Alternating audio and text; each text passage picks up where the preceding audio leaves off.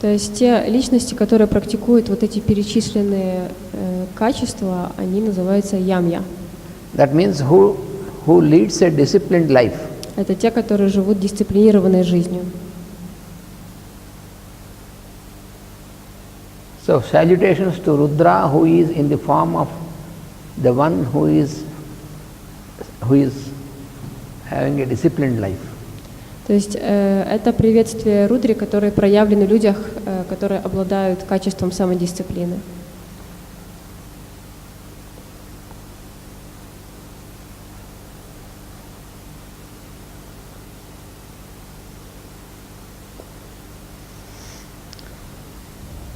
And then kshemya, kshema means safety. Кшема означает безопасность.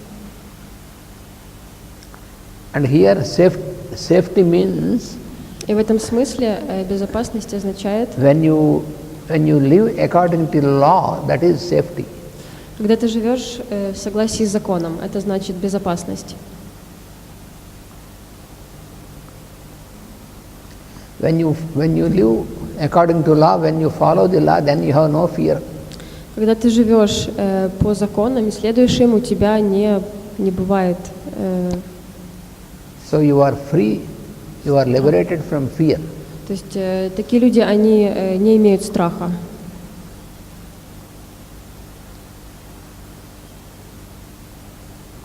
Therefore, salutations to Rudra, who is in the form of the persons who live following the law, lawful behavior. Таким образом, мы видим здесь приветствие людям, в которых проявлен Рудра, и эти люди живут по законам.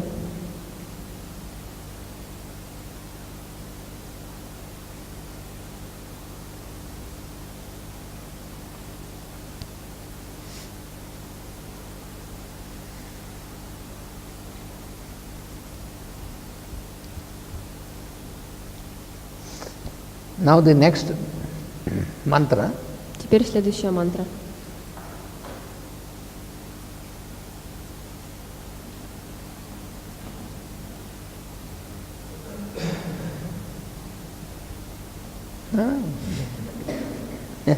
Namaha is common. Намаха часто повторяется, поэтому можно было ее вставить.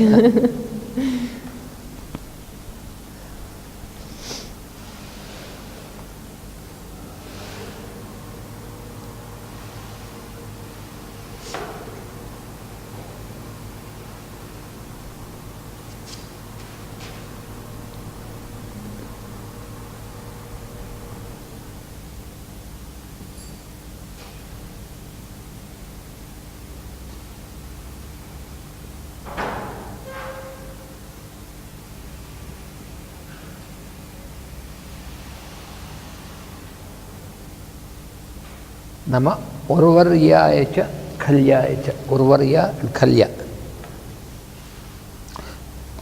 Урваяя и кальяя.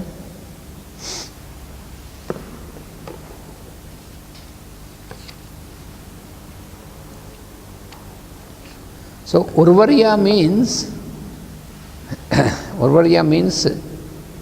the field where you can grow the grains and also the plants which can give you fruits. So the plants which give grains and fruits, such a field is called urvara. Урварья. Urvara.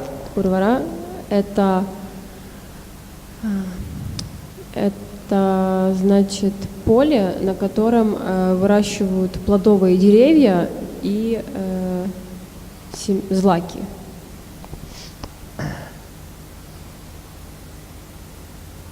So this is the reference to the field of agriculture, where you can grow the plants which can give you the grains, food grains, which can give you the fruits, like this. То есть это понятие относится к полю, на котором выращивают растения, которые дают в итоге фрукты и зерна. Mainly it is a reference to the field where you can grow the food grains. Mainly it is food grains. В основном это означает фруктовые плоды. Food grains. Huh? The field where you can grow the grains, food grains like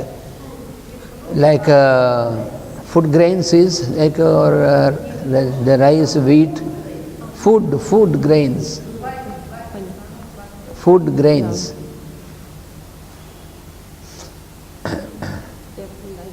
Да, те злаки, которые Like, мы едим. rice, wheat, millets, like this, all these grains. Rice, wheat, millets. Это рис, пшено, пшеница. So that field is called Urvara. Вот это поле, на котором выращивают злаки, называется урвара.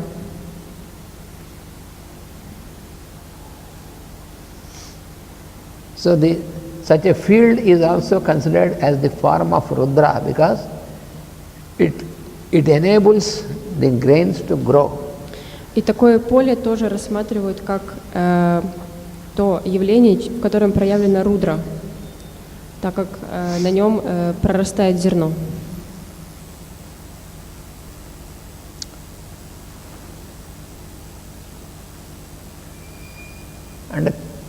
And Khalya is. Калья означает.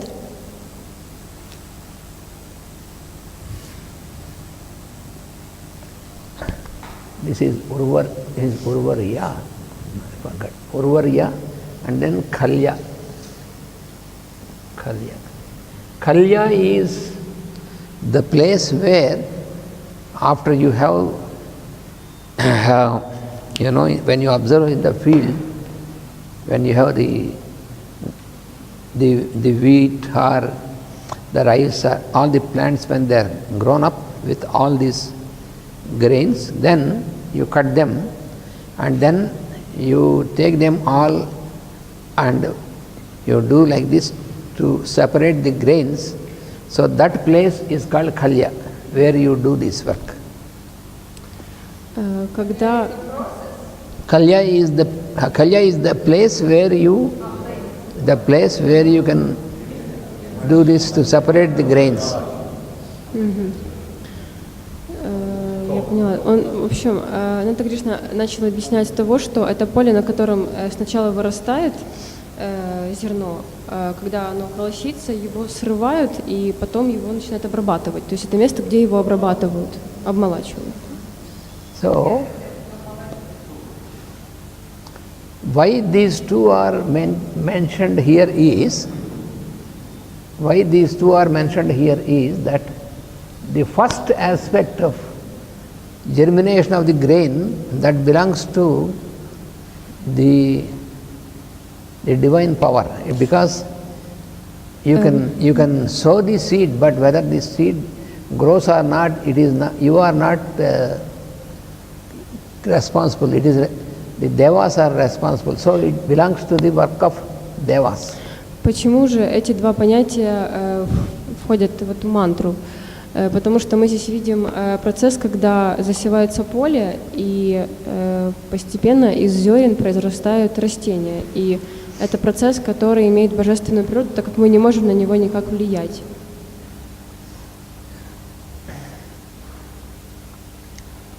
So you can only plow the field, make the field ready, and you can sow the seed. Up to that you can do. То есть все, что мы можем сделать, это прополоть землю, посадить зерна и потом ждать. But the sprouting of the seeds and the germination of the plants, that is not in the human control. It is under the control of the devas. Но произрастание растения из из семян, и сам процесс развития растения, он не контролируем человеком. Это полностью природный процесс божественный. So it is beyond human effort. То есть это то, что не зависит от человеческих усилий. So you have to put your efforts up to certain stage. То есть мы можем повлиять и вложить наши усилия до определенного момента. Then the lords of rain and the lords of germination, it is for them that they have to bestow upon us all these things.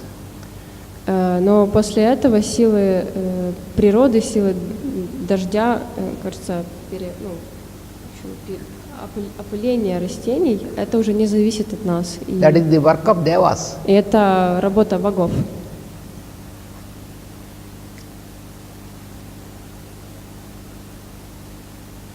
But here we have to see before the rain, before the germination, we have to make it ready. That is our effort and our work. The human effort should be there. Но мы также должны понимать, что до того, как силы природы начнут что-то делать с этим зерном, мы должны приложить свои определенные усилия. So that is your cooperation Таким образом, это взаимодействие нас и природы. with the work of gods. Вот, да, наше взаимодействие нас и сил Бога. Сотрудничество. If you, for example, if you do not do anything and say only let gods do their work, and if you sleep at your home, don't work in the field and put the seeds and say gods will shower, gods will do this, then they won't do, they are not obliged. Ну, таким образом, если мы просто сядем дома и скажем, это природа все сделает за нас, она все вырастет, а мы ничего не посадим, ну, соответственно, ничего и не получим. And after the grains, after the seeds have sprouted and there is germination and all this, when you have grains, then also you have to do the work to bring them, to separate the grains and to take the grains home and distribute. So this is again human work. Ну и также после того, как растения выросли, нам нужно прийти на поле, собрать, перемолоть и сделать то, что нам надо сделать с зерном. И это также наша задача. So there is always there should be such a mutual cooperation between humans and devas. То есть всегда должно быть грамотное сотрудничество между людьми и богами.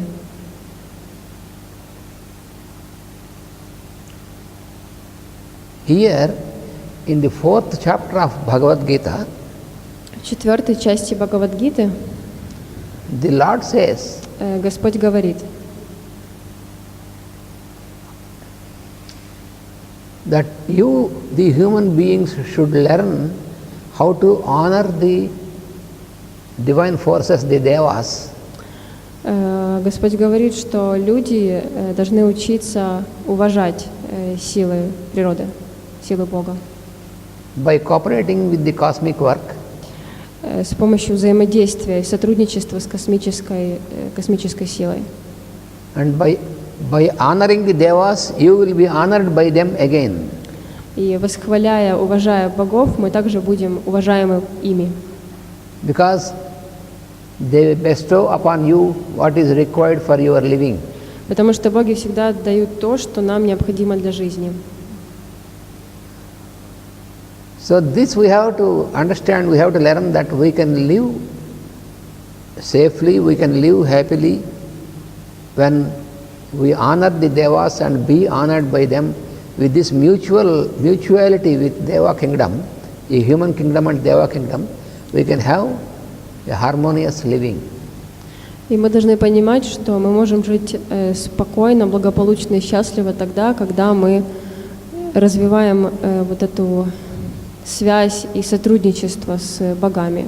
Мы делаем то, что Мы должны, а они делают свою работу для нас. Here the Lord gives a cycle. Таким образом, Бог показывает нам цикл. Generally we know that our existence is В целом мы знаем, что our existence in the physical plane, material plane is что наше существование на материальном физическом плане dependent upon anna, the food. Зависит от Анны. Anna means the food. Анна означает еда. Annat bhavanti bhutani. Bhutani means beings. The beings are coming into existence because of the food that is provided to them. Живые существа могут жить благодаря еде, которая у них есть, которую они получают.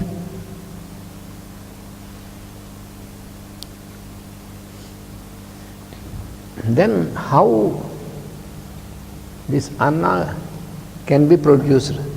И каким же образом Анна, еда, может быть произведена? By the germination of the seeds.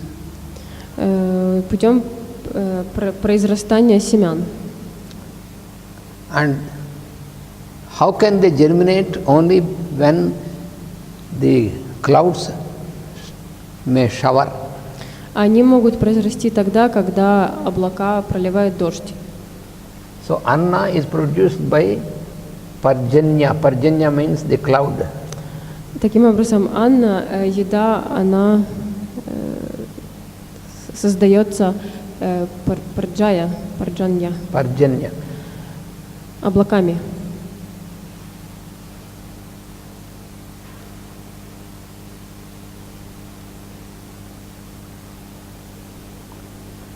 And then parjanya, the clouds, formation of the clouds.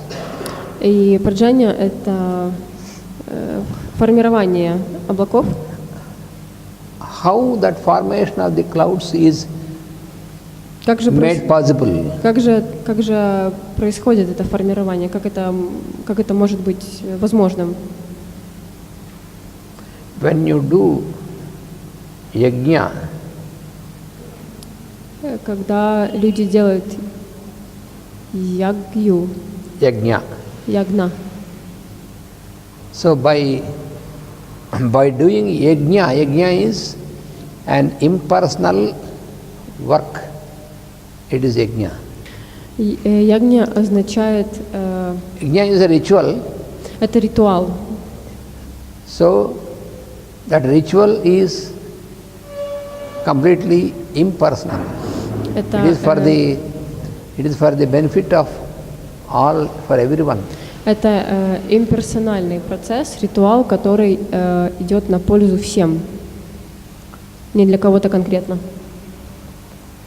And how yajna can happen? И как это происходит, как оно случается? Yajna can take place by karma, a work, good work. И ягня, она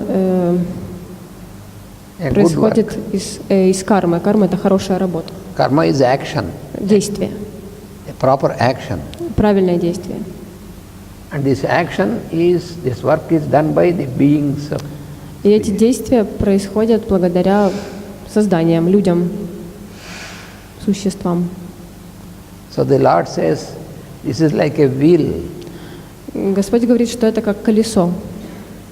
You see, when the wheel rotates, you can see the link of this rotation. Когда это колесо движется, мы можем заметить единство и связь между этими понятиями. So in the creation, this wheel is always continuously working. Таким образом, в создании этот цикл всегда постоянно работает. So when we have taken our form, our body as a being, когда мы принимаем форму существа, we have to use this body to do the work which is given to us to fulfill our part. Мы должны исполнять свою работу, которая нам дана, которая нам предначертана для того, чтобы исполнить часть этого цикла. That is how all the beings are doing. You see, all the birds, insects, and animals, they are also doing their lot of work. Мы можем увидеть, что в природе каждая птица, животное исполняет часть своей работы, у каждого есть свое задание. So also as human beings, we have to remember that we have to realize that this body is given to us as an instrument to do the proper work. И будучи людьми, мы должны понимать, что наше тело дано нам для того, чтобы мы совершали необходимую работу, которая нам предначертана. If anybody thinks that I don't do any work, then he will disintegrate. Если кто-то думает, что я не хочу делать никакую работу, он деградирует. The forces of nature will not wait for such fellow. Силы природы не станут его ждать, этого парня. The devas don't care if you don't do anything. Им не важно, хочешь ты или не хочешь.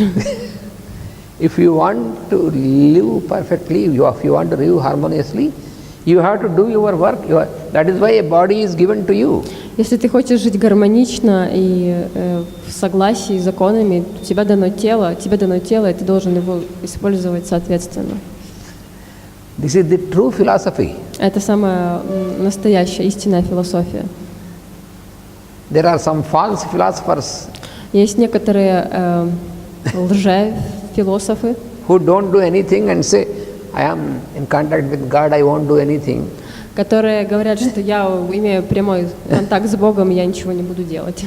But it is God who has given you the form. Но это Господь, который дал тебе форму. And it is God who allots the work for us to do. И это тот, кто дал тебе задание, которое ты должен выполнить. How can you be in contact with God without doing the work which is given by Him? Так как же ты можешь оставаться в контакте с Богом, если Он же и дал тебе работу, которую ты не хочешь выполнять для Него? Ну да, если ты не выполняешь то, что Он от тебя хочет. So therefore, if you follow this wheel without disturbing it, then you have a very good life always in every birth. You can be progressive with good life and experience of happiness if you follow the direction of this wheel. If you don't follow the direction, if you are opposite to this, then you will destroy yourself and you will disintegrate. Таким образом, если мы следуем вот этому предначертанному колесу и выполняем свою работу, тогда мы будем жить гармонично и счастливо. Если же мы хотим идти против движения колеса, то наши проблемы. That is what the Lord says in that chapter in Bhagavad Gita. Это то, что сказано в Бхагавад-гите. So don't try to escape your duty. Таким образом, не старайтесь уйти от своих обязанностей.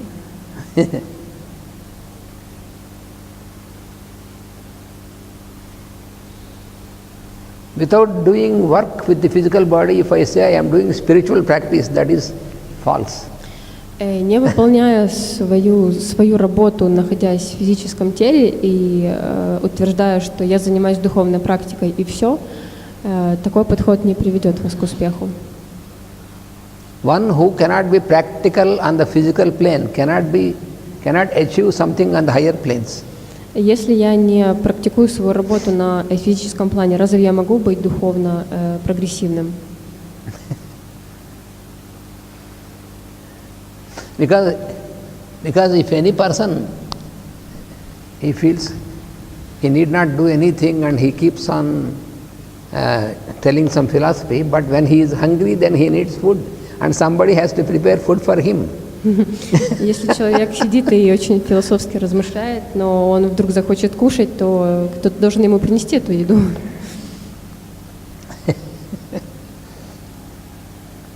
So God never encourages a lazy fellow. Таким образом, Бог никогда не поощряет ленивого человека.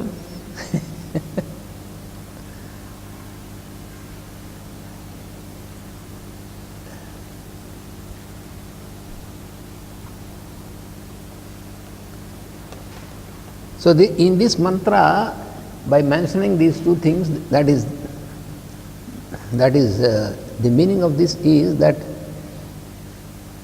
the effort of the gods and the effort of humans, when they meet each other, that is the place from which you get food for your living.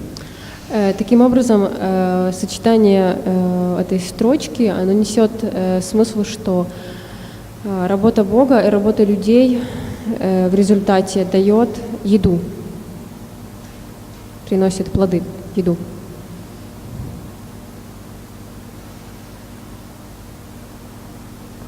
So those who are working in the fields for cultivation, physically, where those who are working, those people, they are real supporters of the society, because if they don't work in the field, how can the others can get food? Те люди, которые работают на полях для того, чтобы поддержать, выращивать растения, они первые поддерживают планы Бога и помогают Ему. If somebody feels that I have so much of money, I can purchase whatever I want. Если кто-то думает, что у него есть очень много денег, и он может купить, что он хочет. But if the person who works in the field does not produce the grains and does not produce the food, you may have so much of money, from where you can purchase. Но если те люди, которые трудятся на поле, не делают свою работу, то откуда богатый человек может взять товар? Как он может купить за деньги еду? So money or currency is not the real wealth. То есть деньги, богатство, это не настоящее богатство, не настоящая ценность. That is also what is said in the Vedas. Это то, что сказано в Ведах. It is explained in the Veda that what is the real wealth? В Ведах задается вопрос, что такое настоящее богатство? Dhanam agnihi. Agni is real wealth. Огни — это настоящее богатство. Because without fire we don't have life. Fire means not only flame, but the fire is the spark of life. So without fire we don't have the creation, we don't have anything. Агни означает не только огонь, оно означает искру жизни. То есть если мы не имеем ее, у нас нету жизни. So fire is responsible in us also for our metabolism, to produce appetite, and also to digest the food which you have taken. That is the work of fire. Огонь вызывает метаболизм в организме для того, чтобы переваривать еду, и это тоже работа огня.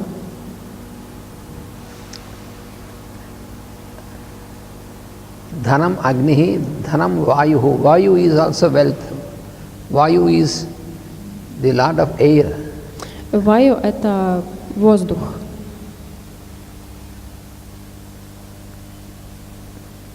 If the air stops even for a few minutes, then we are nowhere.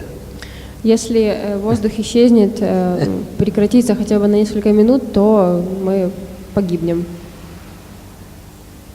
If the Lord of Air says to the human beings, you fellows, all this time I am working in you for your inhalation and exhalation. Now I have some work, so you do your inhalation and exhalation until I come back. Then what will happen to us? Если Бог воздуха скажет, мне тут надо отлучиться на минутку, вы тут подышите без меня, пожалуйста, это что тогда произойдет? Then we have to make our inhalation and exhalation carefully without forgetting, and then some friend comes and then say with dobre utra, and we forget to breathe, and then we fall down.